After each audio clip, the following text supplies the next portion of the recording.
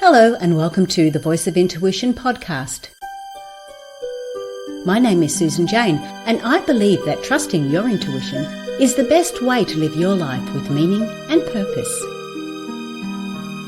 Each week you will hear about how you can connect, develop and trust your intuition through the wonderful array of guests we have on the show and my own personal experiences. Join me to understand how your intuition can guide you towards a life full of meaning and loving purpose.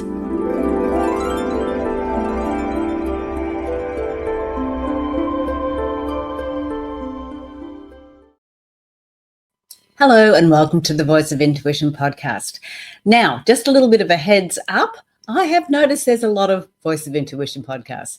So I am actually going to go back to the original podcast that I started. I'm keeping on going with where we are, but I'm actually going to just change the name back to The Art of Intuition. And the reason why, it aligns better with what I'm doing and where I want to go. It is also trademarked. I've got it trademarked. So it is all protected in that side of it. So I will be going back to The Art of Intuition, and that will incorporate all my online courses, that will incorporate my readings, that will incorporate the workshops, and of course it'll incorporate this podcast. So yes, look out for changes over the next few weeks because that will be coming through.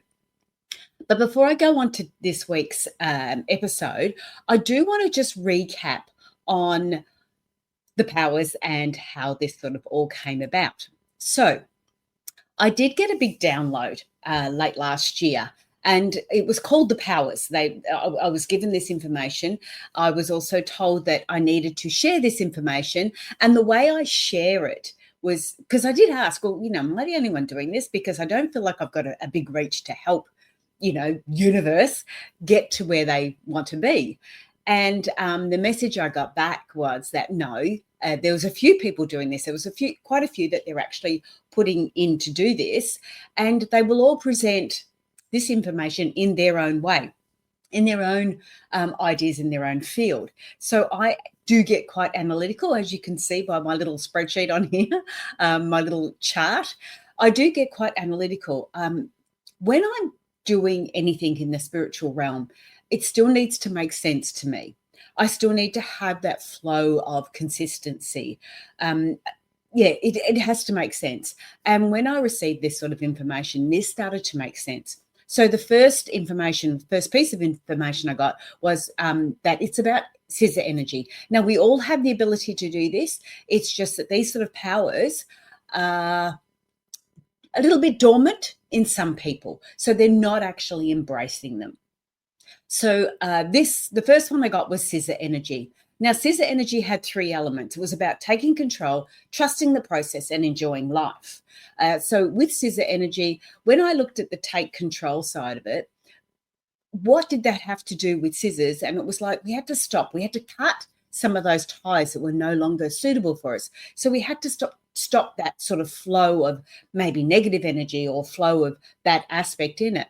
So when I go down to these green sections here where it's got the stop, cut, restrict, and protect, I have gone into separate podcasts for them and blogs. You'll get them on my website as well. I've gone into them separately because they're more of the learning process that goes with it. So talked about scissor energy, yes, in one of the podcasts. I talked about take control in one of the podcasts.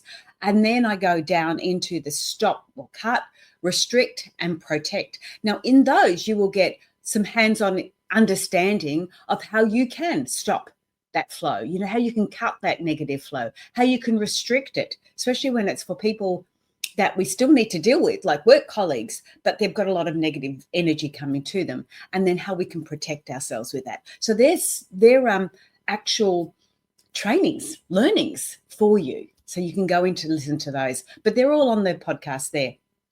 We're where we are up to at the moment. Last week I talked about trust the process. So what does that mean to us? And then today we're talking about allowing. Okay, so I just wanted to give you a bit of an overview of that. We'll go into open tomorrow not tomorrow. We'll go into open next week and experience. And these are about being open to trust the process and experiencing the process. So it's step by step. It's a very, very structured step-by-step guide to help you get from the 3D realm to the 5D realm. Now, I believe there's more energies to come, but I don't know what they are and I don't know what they look like. And I was also told that I had to present this first before I could get any more information. So that's on standby. We have to see how we go with that. But today it is all about allowing trust by releasing resistance and embracing flow. So when life pushes us into those unexpected changes, our instinct is often to resist it. We want to cling to what we feel that, often what we feel is familiar, but it often doesn't serve us any longer. And mainly because of letting go can be a little bit uncertain. We don't know where we're going. We don't know what it is, or can even be painful. But the first step to truly trust the process is to allow, and that is to release those resistance and surrender to the unfolding of life. Now, easier said than done. I get that. There's definitely areas there that I struggle with still. I'm going to go into that one in a minute. But just imagine, say, your workplace. You've got a workplace disagreement. I know I've been there, done that. I've had this workplace disagreement and I've stood my ground because I felt, like I know what I'm talking about. I'm going to hold my ground here. And I sort of pushed back and I pushed back. I felt like I had to hold that position. But when I was doing that, I was actually closing myself down to other ways. So I stopped after a little while. I stopped that resistance and I allowed the other person, whoa, look at me, I allowed the other person to put their point of view across, to open up. Now, I did not have to take it all on board. So don't worry, I still felt what I had was very, very valuable. But after listening to that other person, I started to adapt a different way of understanding it. I started to allow that flow to happen so we could look at going forward in a more positive way. So when I was holding on to this control, when I was trying to control the situation, it made me rigid and it created these unnecessary frictions. Allowing me to step back and look at the bigger picture, I could see the conflict, but I could release that conflict and see the opportunities that could come through and change those directions. So in both business and in life, we have to pick our battles to win the trust. We know that trust is not about other people. We also know that trust is about learning to trust our own judgment. So when is it time to really stand your ground and hold it? Or is it time to actually open up and see if there is a better path there? Another one is in the aftermath of a relationship breakdown. Oh, we had a few of them. So it's natural to feel like your world is being shattered. But I remember playing those moments in my mind, searching for ways that I could have changed those outcomes, that I could have, seen what I could have done differently. I tried to resist the reality and I even bargained with fate. Like, where can I go with this? I didn't want to be on my own. I wanted to be in a relationship. And this wasn't my marriage because I stepped through that on my own. But this was when I started dating. And it took a long time before I even started dating. But there was one particular person I thought I really liked, and it was really hard to let that go. But in letting it go and resisting that and allowing trust to come through, it did give me the opportunity to feel the pain, to get the understanding of it, to grow with it, to move forward with it. I gave myself time to grieve, to feel those emotions in full without suppressing them or numbing them. I stopped trying to rewrite the past and I started to focus on what was here in the moment, like what was here in the here and now is what I'm trying to say. So the situation might be showing that you need to heal. There's still other areas there. And this is what I gained from it. There were still other areas there that I needed to allow and let go. There were still other areas there I was holding on to. And I did not want to take that into my next relationship, my be all and end all relationship, which I feel like I'm in now. I did not want to take some of those negative learnings, those understandings there. I wanted to go through with a bit of a clearer understanding of me, who I am, how I can flow, how it happens. So we can do that. I gave myself that time. I gave myself the opportunity to connect with my intuition and grow stronger than ever before. Now, when I'm saying surrender to the process, it doesn't mean we have to give up. I'm not saying we give up on everything. It just means letting go of control over things that you cannot change. It means recognizing that even in pain, growth can happen. When you stop resisting, you begin to notice those small shifts. There's a certain type of clarity that comes with solitude, I know for me, and there's a strength that builds in moments of discomfort. One of the other areas I've looked at with allowing that trust and releasing that resistance is when I'm doing art. Like I want to do more art. We're in between homes at the moment. So we've sold the big house. We're in a little small unit while we're waiting to purchase our next home. So everything's in storage. All my paints, everything else is in storage. Now, I don't pretest to be an artist, not in the slightest means, but I love the creativity that art brings. I love to be able to do that. And I watch the YouTube channels and I watch the art work and the people creating these beautiful pieces. My biggest issue is because of my analytical side, I go, well, what am I going to paint? I'm looking at the result, not the journey. What am I going to paint? What is it going to look like? What color am I going to use? Is it going to match the house? Is it big enough? Is it small enough? What am I going to do with it? I can't just put paint on a piece of paper or a beautiful piece of canvas and then leave it in the cupboard. It needs to be able to go somewhere. And I have all these things running through my head for why I shouldn't paint, why I shouldn't create. All this resistance to stop me from flowing. And I know I do it. And it's like, it doesn't matter what it turns out like. It doesn't matter whether you use it or not. It's not about that. It's not about the final product. It's about enjoying that flow as I go. And you'd be surprised. I know I've done a couple of paintings where I've created something and I've just allowed the flow to go, and I've looked at it a week or two later and gone, oh my God, that is awful. I don't like it anymore. Enjoyed the process, don't like the result. And I've painted over it and created something different. So when we release that resistance, when we stop trying to hold on to everything, holding on to the kids, don't want them to leave home because you feel you're going to be lonely. This is what life is all about. This is what embracing the flow is. You've got that pain there to say there's something else for you. Don't hold on to that, but allow something else to come through for you. Allow yourself to be able to do something rather than control the situation there. So it's really important to allow that trust to come through and say, one of the old sayings, back in the 80s, I trust the process of life to take care of me. I trust the process of life to take care of me. And things start to move. Allow it to come through. Now, there's 3 ways we can embrace allowing trust. We can feel without judgment, we can release the what ifs, and we can trust that the answers will come. Now, when we feel without judgment, it's giving yourself permission to experience those emotions fully. If you're sad, you can cry. If you're angry, acknowledge it. Avoid labeling emotions or feelings as good or bad. They're simply part of our experience. So, for example, if you're struggling with a job loss, rather than pushing your emotions to the side, allow yourself to grieve. There is a lot of uncertainty with a job loss, a lot of uncertainty. There's a lot of uncertainty with changing jobs. I know I've just gone through that.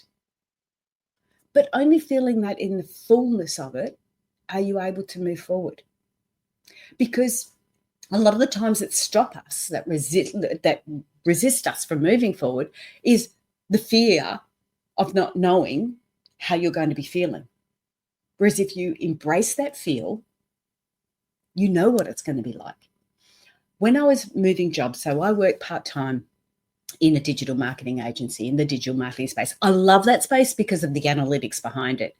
I prefer this space because it really fills my soul. but I love the analytics behind it. I actually love creating things analytically.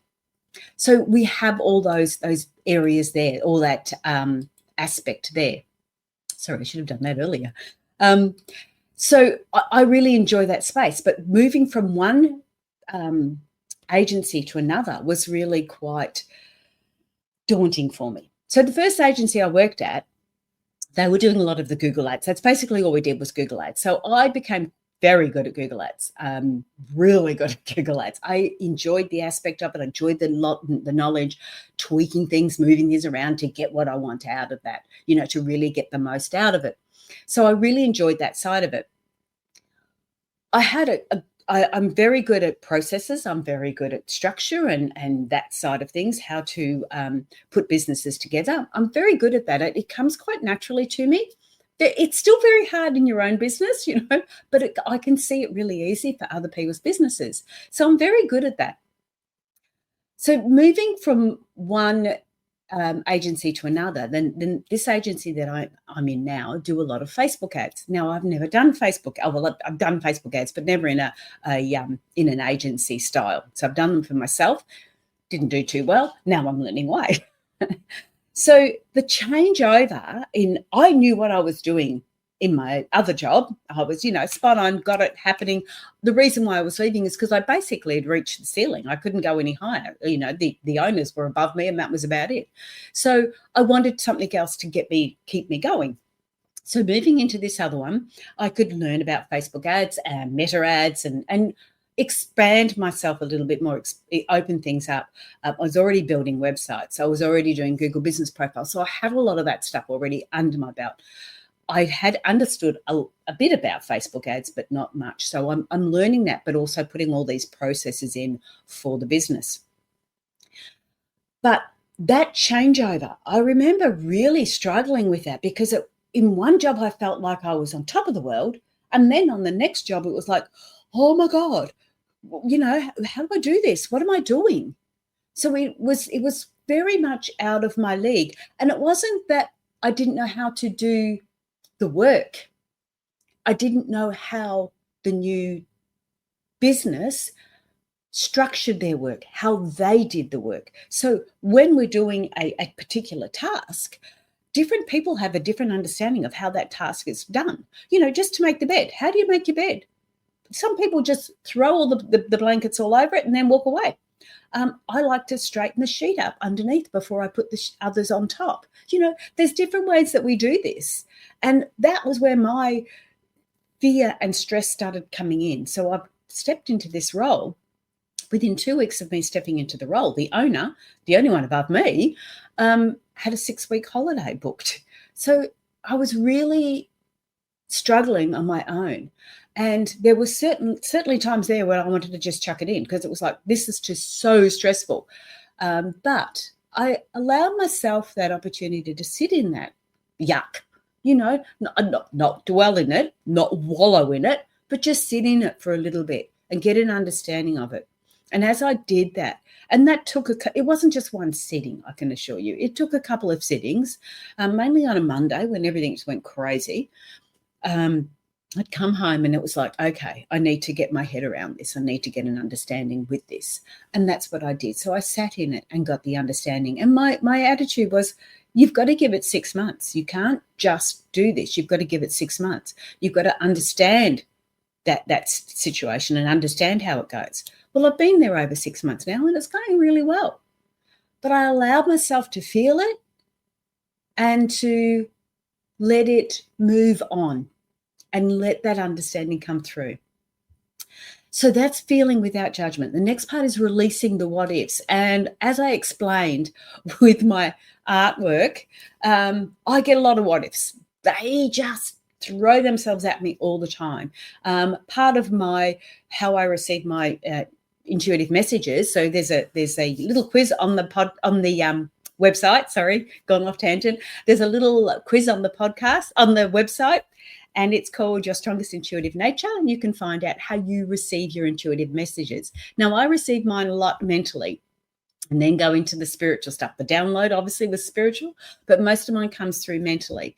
And so It's very challenging when you've got the monkey chatter in your head and you've got a lot of these what ifs coming. To get through that is when you do need to look at meditation. That was the only way I could settle my monkey chatter, as they call it, that head just going crazy. So there's a what if this, there's a what if that, there's a what if this. When you start getting those what ifs, flip them.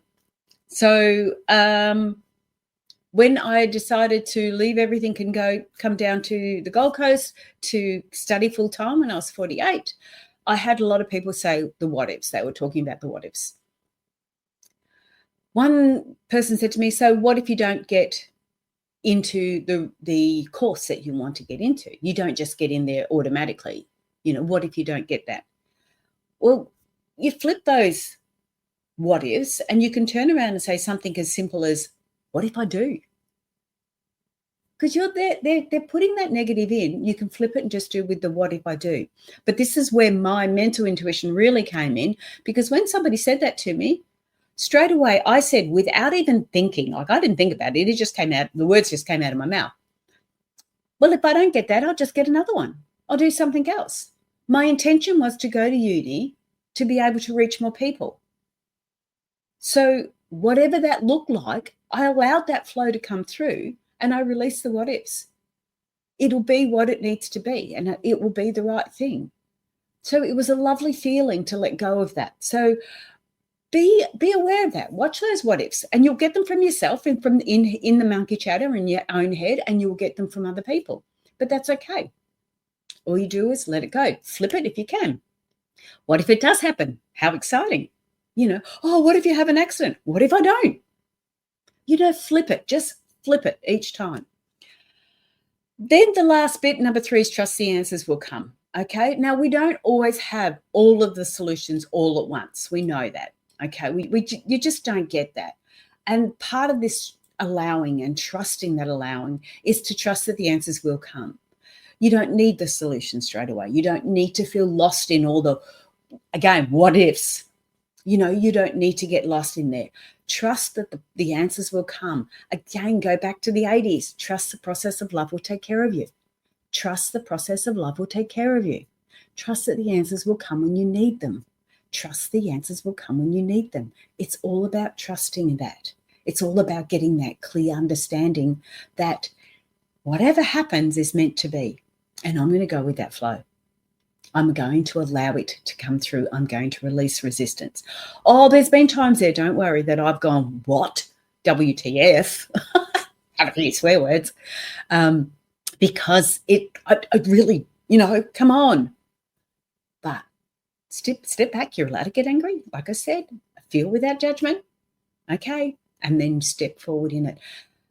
When I received this message about the powers, it's like, I'm not really picking it up what you're putting down, but it started to flow. There's another power. I don't know what that is. I've got to trust the answers will come when they need to come. And that's how we're going to work through that. So allowing trust. Okay. The first step we need to do is trust the process. When we stop resisting that, you'll begin to notice subtle ways that will support you. You have to feel without judgment, okay, and release the what ifs and trust the answers will come. Feel without judgment, release the what ifs and trust that the answers will come. And this will be how you will release that resistance and embrace that flow. How exciting. Next week, so that's me for this week. Next week, we are going to be talking about opening. So how we're going to receive those new possibilities. But for now, I need to say, hang on, I've got to move that one, get that one out of the way. I need to say bye for now. Got to find all the buttons. Bye for now, and I will see you all next week. Okay, have a great week. Bye.